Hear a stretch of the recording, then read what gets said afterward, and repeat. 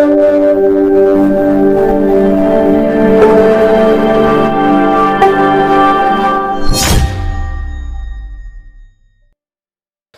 बार गौतम बुद्ध वैशाली नगरी में धन प्रचार के लिए जा रहे थे।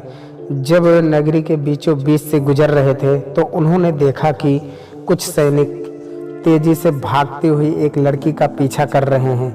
वह डरी हुई लड़की एक कुएं के पास जाकर खड़ी हो गई। वह हाँफ रही थी और प्यासी भी थी।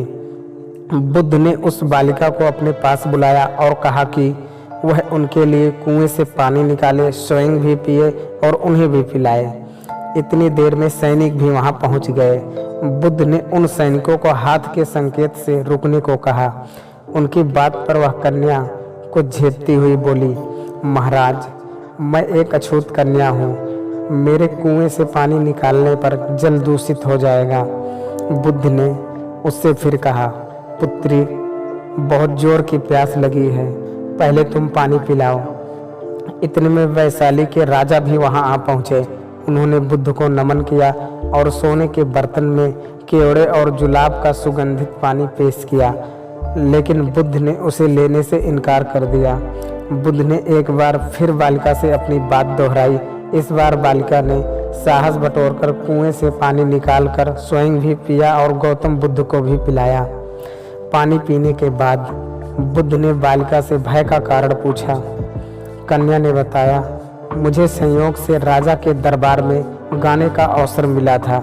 राजा ने मेरा गीत सुन मुझे अपने गले की माला पुरस्कार में दिया, लेकिन उन्हें किसी ने बताया कि मैं एक अछूत कन्या हूँ।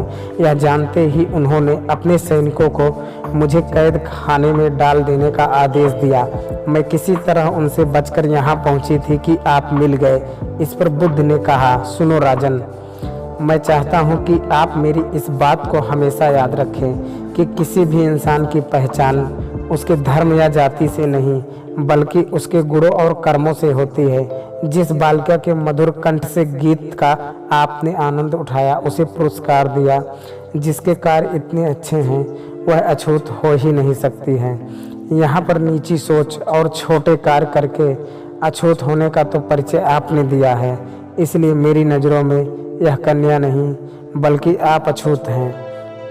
वैशाली नरेश बुद्ध के सामने शर्मिंदा होने के अलावा और कर भी क्या सकते थे। उन्होंने बुद्ध से क्षमा मांगी और वहां से चले गए। तो दोस्तों, इस कहानी की शिक्षा यही है कि कोई भी इंसान अपने कार्यों और विचारों से बड़ा बनता है, अपने धर्म या जाति से नहीं।